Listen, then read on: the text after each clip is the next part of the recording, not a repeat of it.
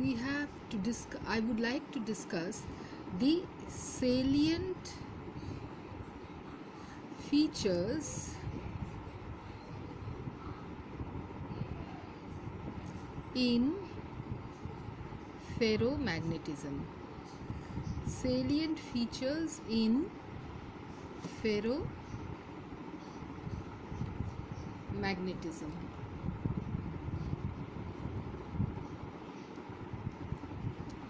Now, as I have already said that, well, feature number 1 is that ferromagnetic materials, they exhibit very high values of magnetic susceptibility and relative permeability. Ferromagnetic materials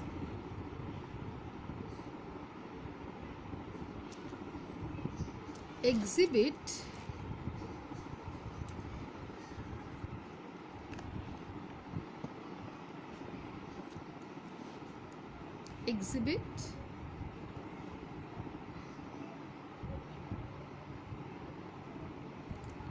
very high values of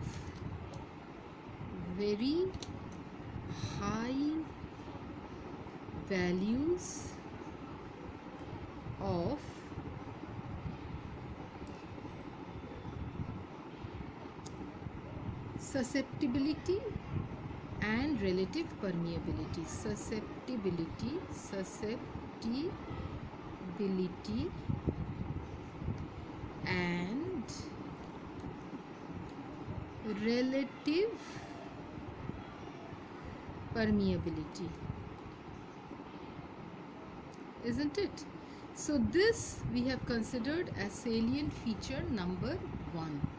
Okay, and we have discussed, if you remember, that the susceptibility is of the order of 10 to the power 6, the relative permeability is of the order of thousands. Okay, now the salient feature number 2, what is it?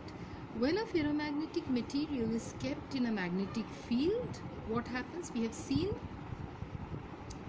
in salient feature number 2, we have seen, this is number 1.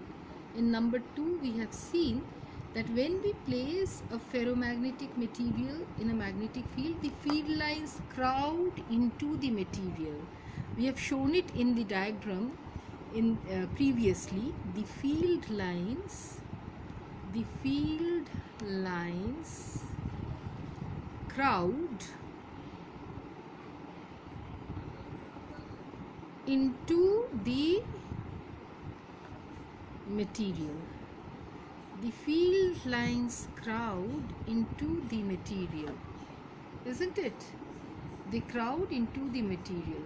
Now, if we take a material, a ferromagnetic material in shell form, then the magnetic lines are concentrated in the shell without penetrating in the cavity. That also we have seen. So ferromagnetic materials, so it is like ferromagnetic materials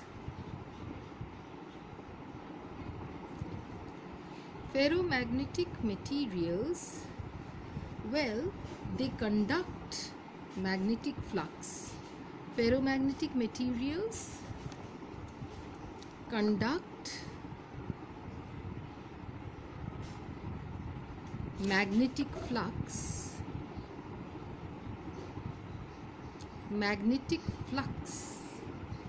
much as metals conduct electric current, just as metals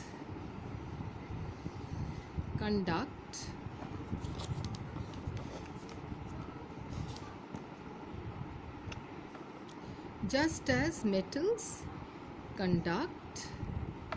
electric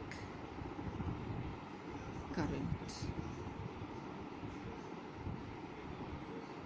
Okay, all right. Well, what was the salient feature number 3? What is the salient feature number 3? Number 3. Salient feature number 3. What is it? Well, magnetization of a ferromagnetic material does not vary linearly with the applied field age. So magnetization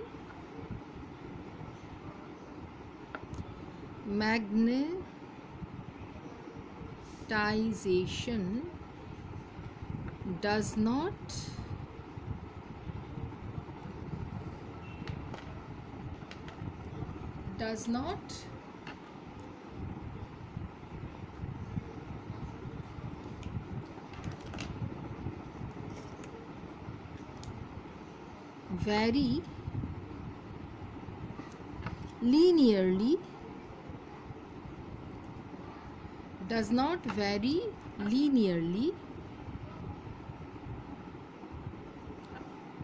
okay, with the applied field. It does not vary linearly with the applied field. Okay, and this we have seen in our last class, that how the magnetization proceeds along a curve and then it reaches the saturation. All right, what was the fourth point? The fourth point tells us that because of the non-linear relationship between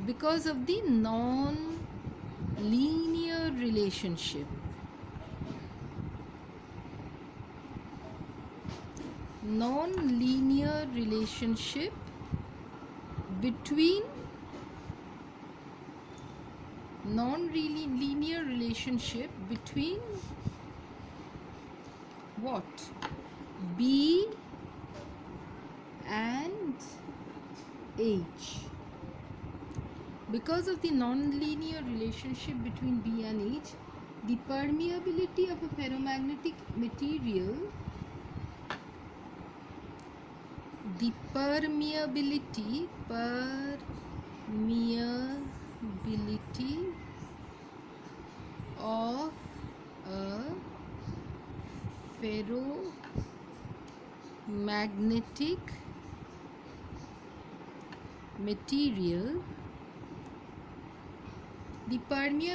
of a ferromagnetic material, what happens? Does not have a constant value. It does not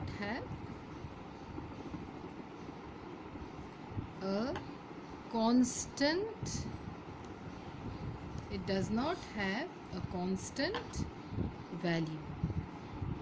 That means we don't get one single value for mu r. Because of the nature of the curve, we have a mu initial at the lower curve where we draw a tangent to the lower curve, and a mu maximum where we can draw a tangent to the upper curve. Okay, all right. Now the fifth point. What is the fifth point? Let us see. Point number 5. Okay, so what is it? Well, it tells us that the specific properties of a ferromagnetic material manifest only in the crystalline state at temperatures lower than a certain temperature. So later today, from today's class, we knew that it is the Curie temperature. Okay, but so we see ferromagnetic properties of crystalline materials below the Curie temperature. Above the Curie temperature, the properties that are exhibited are of materials which are paramagnetic in nature. Same material above that temperature shows paramagnetic characteristic, but at that temperature or below that temperature we see ferromagnetic behavior. All right, so but diamagnetism and paramagnetism can be obtained in any state of aggregation, in solids and gas. But if a ferromagnetic material becomes liquid or gaseous, then they behave like ordinary paramagnetic substances. They are no more ferromagnetic. Their permeability will come drastically down, their susceptibility will come drastically down. They will not be ferromagnetic at all, they will become paramagnetic. Is that okay? So that is our point number 5. In today's class we started with point number 6. So 5 is that below a certain temperature,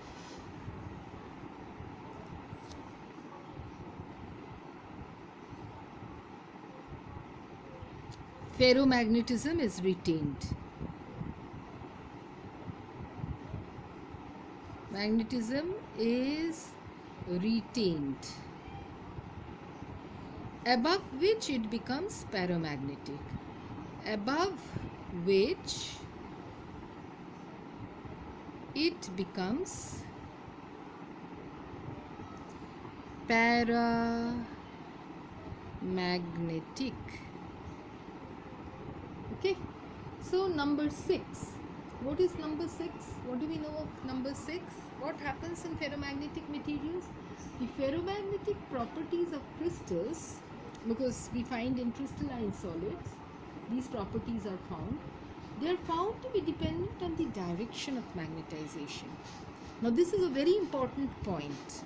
Okay, the ferromagnetic properties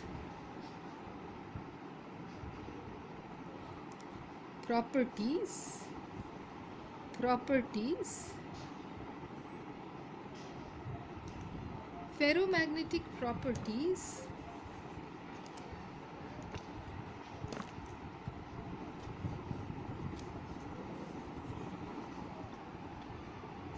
the ferromagnetic properties depend on what? On the direction. It depends on the direction of magnetization. Direction of magnetization. So ferromagnetic properties depend on the direction of magnetization.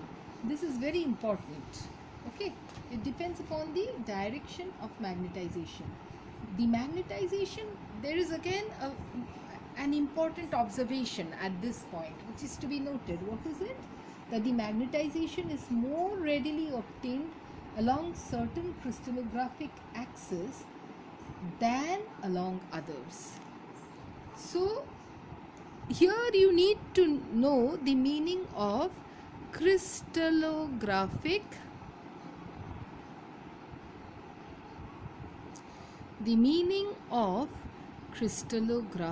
axis. What is the meaning of crystallographic axis? Okay, so you see, what is a crystal? A crystal is an element having regular periodic structure of unit cells. So suppose I take a BCC crystal. What is a BCC crystal? A body centered cubic crystal. Well, it means it is the unit cell has this kind of a structure. The unit cell is a cubic cell like this. It's a cube. Okay, it's a cube like this. All right. What we observe in this cube is that at every corners you have an atom like this of the unit cell at every corners. Now apart from having atoms at every corners, which is simple cubic, you will have an atom at the center of the body of the unit cell, and that is why you call it a BCC crystal. A BCC crystal is body centered cubic crystal. So in a BCC crystal, the crystal planes, these are all crystal. This is a crystal plane. It has a nomenclature given by what we know is Miller indices. This is a crystal plane. This is a crystal plane. This, so even the diagonals like this, if you draw like this, so they also form a crystal plane like that. any diagonal, they will form a crystal plane in themselves like this. See, this is a crystal plane. So these are all crystal planes which can be defined by their respective Miller indices. Okay, and therefore such planes, it has been found that magnetization occurs very easily in certain planes, and when you apply a magnetic field, that means you call that easy magnetization, and magnetization does not occur very easily at certain other planes, which then you call that hard magnetization. You need to give more intense magnetic field to acquire same magnetization. So for BCC, it has been observed that the 100 plane gives easy magnetization. So if we plot, that's what I was trying to show you all today, that if we make a plot like this, okay, of say magnetization M versus say magnetic field H, okay, if we make a plot like this, then for easy magnetization the curve goes like this. So the corresponding crystallographic plane is given by the Miller indices like that, which is 100 plane. This plane, when we apply magnetic field along this plane, magnetization occurs easily, and so we call this easy magnetization direction. This is easy magnetization direction, okay. And hard magnetization is if in a specific direction, if magnetization does not occur easily. For example, say for this is called hard magnetization. For example, say the crystal plane 1 1 1 having Miller indices 1 1 1.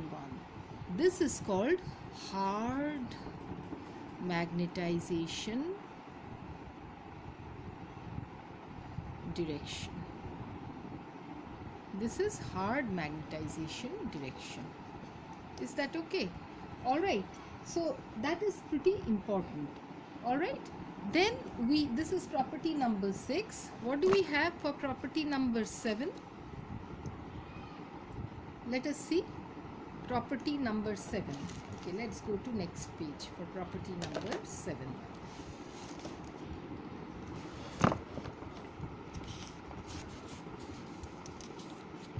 So for property number 7, see, this is 7. Okay. Oh, sorry, this is 7. All right. What is it that we observe? That ferromagnetic materials are characterized by a definite temperature Tc called Curie temperature. So Tc is the Curie temperature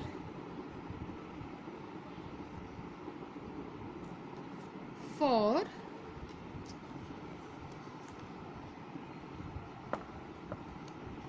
it is the Curie temperature for the ferromagnetic material. Okay, and what is it that we observe? That above this temperature the ferromagnetism disappears. The saturation magnetization is a maximum at 0 Kelvin in the material. It diminishes gradually with increasing temperature and abruptly drops to 0 at Curie temperature. So this is how the figure goes. This is how the figure goes. You see, if you plot again the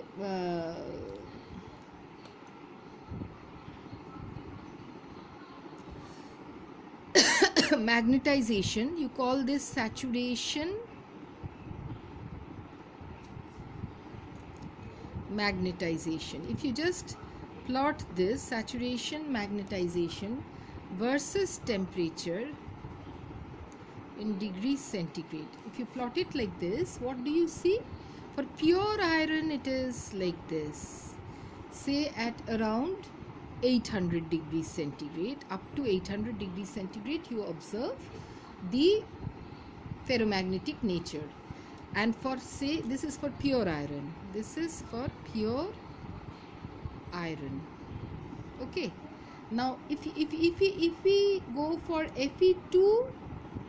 Fe3O4, suppose we take Fe3O4, then the ferromagnetism is less, and it comes at, say, a lower temperature of around 600 degrees centigrade. This is for Fe3O4. So it decreases. Tc ferromagnetism decreases with increase in temperature. And well, the susceptibility chi is given by C divided by T minus theta, where T is always greater than Tc. Okay, so if you just look into the variation of 1 by chi, if you just look into the variation of 1 by chi with temperature for a ferromagnetic material, 1 by chi with temperature theta F, say, alright, for a ferromagnetic material, you will see it starts from here, it goes like that. Okay, so if you just extrapolate, this is your theta. So it is a plot of the reciprocal of susceptibility with temperature for a ferromagnetic material above the ferromagnetic Curie temperature theta F. 1 by chi with temperature above the ferromagnetic. So this is your ferromagnetic.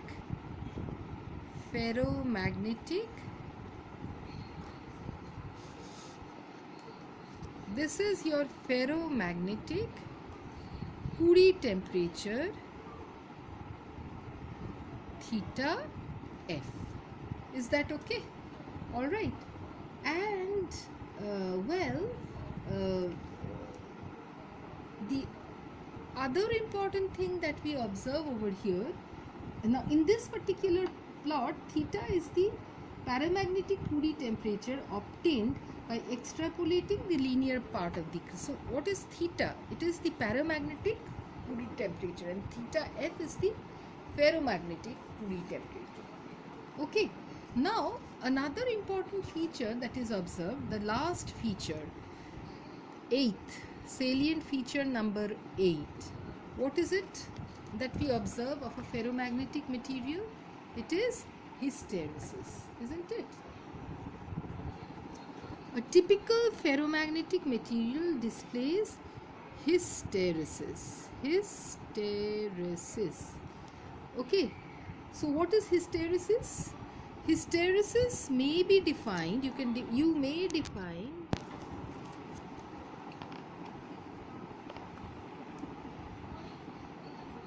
okay, so hysteresis may be defined as the lag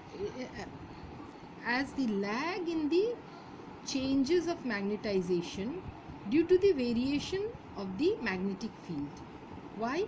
Because of the hysteresis, the magnetization of a ferromagnetic material will depend not only on the strength of the field at a given instant, but also on the history of the material, on the magnetization history of the material. So as I showed you all today in a plot, okay, if I do the BH plot, this is B